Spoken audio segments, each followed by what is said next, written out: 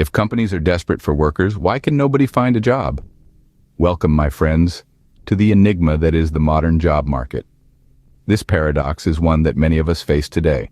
Companies are constantly signaling their urgent need for more hands on deck. Yet a large number of job seekers are left scratching their heads wondering where all these supposed opportunities are. The situation, as you might guess, isn't as black and white as it first appears. The job market is a complex beast influenced by a myriad of factors that go beyond the simple supply and demand equation. From the mismatch of skills and geography, to the quality of jobs and the hoops of job search processes, the landscape is riddled with challenges that can make finding the right job feel like searching for a needle in a haystack. So, what's really going on here? Stay tuned as we delve into these factors and try to unravel this paradox. Our first factor is what economists call skills mismatch. This term might sound a bit technical, but it's actually pretty straightforward. It's when the abilities and qualifications job seekers have don't quite align with what employers are looking for. It's like having a key that doesn't fit the lock. Let's take an example.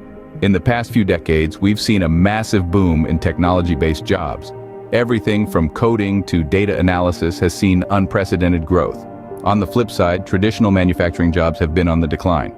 Now imagine a skilled factory worker trying to transition into a tech job. There's a clear mismatch between the skills they have and the ones required by the new role. Of course, this is a simplified example. In reality, the skills mismatch can be much more nuanced.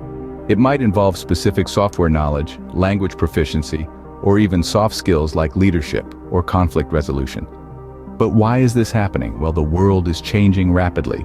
Technology is advancing, markets are evolving, and the skills needed to stay competitive are constantly shifting. It's a dynamic process, and unfortunately, sometimes workers and their skills get left behind. So the first piece of the puzzle is skills mismatch, but that's not the whole story. The second factor contributing to our paradox is geographic mismatch. Picture this, a bustling city brimming with job opportunities, yet miles away, folks are struggling to find work. The issue? They're simply not in the same location. This mismatch between where jobs are and where job seekers live can create a significant barrier to employment. You see, relocation isn't always a feasible option. For one, the cost of uprooting one's life and moving to a new city or even a new country can be prohibitive. From securing new housing, to the actual cost of the move, to setting up in a new place, the expenses can quickly add up. But it's not just about money. There are emotional costs too. Moving often means leaving behind a familiar environment, family, friends, and the support network that comes with them. It can mean starting afresh in a place where you know no one, and that can be a daunting prospect for many. This is the geographic mismatch in a nutshell. Jobs are out there, but they're not always where the job seekers are. And with the barriers to relocation so high, it's not always possible for job seekers to go where the jobs are. Geographic mismatch adds another layer to our paradox, but there's more to it. The third factor we need to consider is job quality. Now, one might think a job is a job, right? But that's not the case. Not all jobs are created equal. There are many elements that factor into the quality of a job, and these can greatly influence the attractiveness of a job to potential applicants. Consider wages, for instance. If the pay isn't enough to cover basic living costs, or if it isn't competitive with what other companies are offering for similar roles, job seekers might think twice before accepting such a position. It's not just about getting a job, it's about getting a job that pays a living wage. Then, there are working conditions. Is the work environment safe and healthy? Is there respect and fair treatment? A toxic or unsafe work environment can make even a well-paying job unattractive.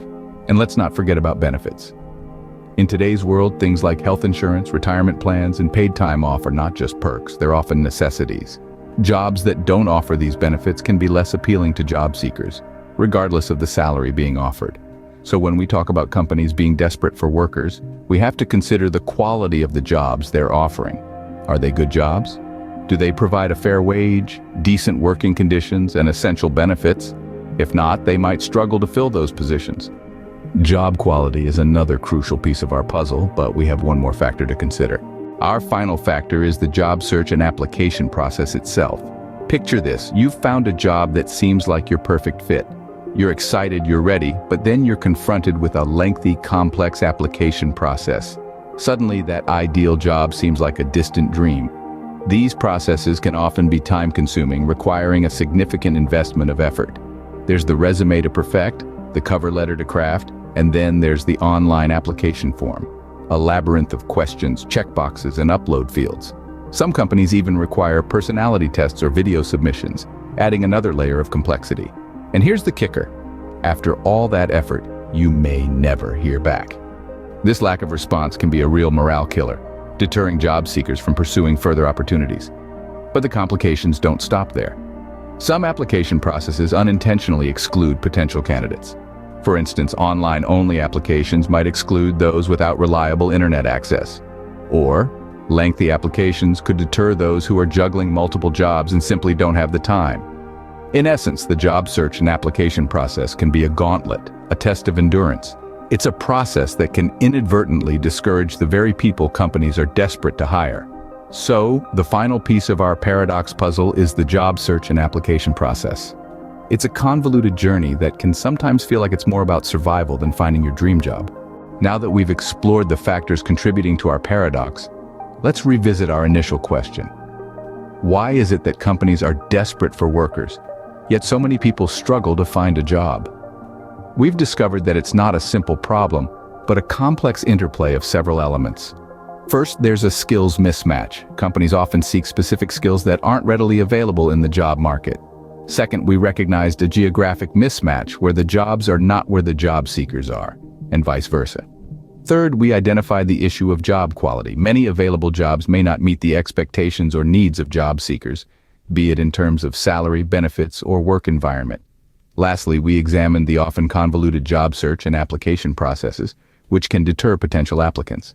So if companies are desperate for workers, why can nobody find a job? As we've seen, it's a complex issue with no easy solutions, but understanding these factors can help both companies and job seekers navigate this challenging landscape.